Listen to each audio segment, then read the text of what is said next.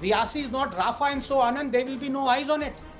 The lifeless cherubic face of a 2-year-old baby killed because he was identified as a Hindu will not shake the world's conscience. Terrorism has no religion, and so no one will be blamed. Islamic terrorists fired at the bus. The bus fell into a gorge.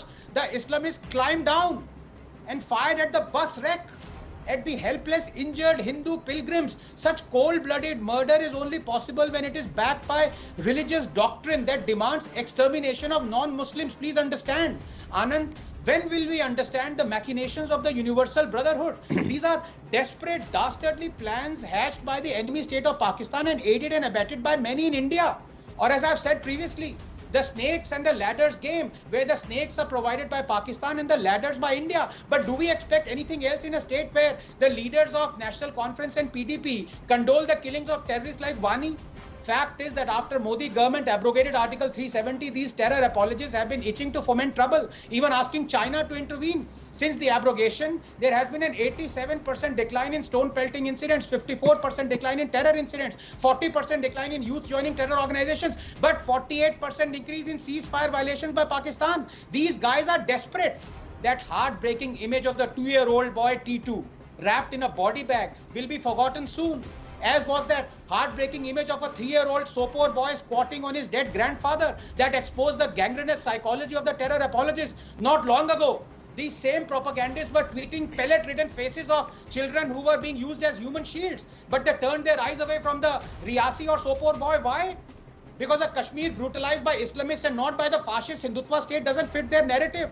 How petrified are they that the world will get to know the reality of a Kashmir whose bubbling bigotry, ethnic cleansing, terrorism and religious fanaticism never enter the India narrative, where the human rights of lakhs of persecuted Dalits, Gurkhas, women, Sikhs, refugees and homosexuals were of no consequence till 370 was abrogated. But we have seen this diabolical game before, haven't we, Anand? Of how the atrocities against 500,000 Kashmiri Pandits didn't happen. Of how Ayub Pandit wasn't lynched by a jihadi mob, of how thousands never attend funerals of terrorists, of how ISIS flags were never unfurled in Jamia Masjid, of how sons of headmasters are mistaken for terrorists, of how a sitting prime minister never shook hands with the murderer Yasin Malik. Do the terror apologists know about the Nadimarg massacre where 23 unsuspecting Kashmiri Hindus were lined up and shot point blank?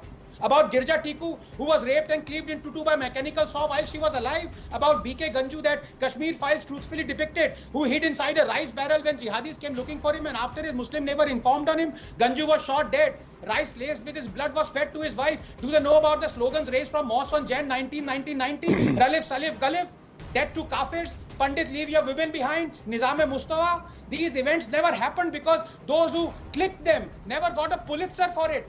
Anand, you who overlook religious fanaticism and rationalize terrorism, you better sleep with one eye open tonight. Because you can run, but you cannot hide from your own conscience, and it will wake up sooner or later.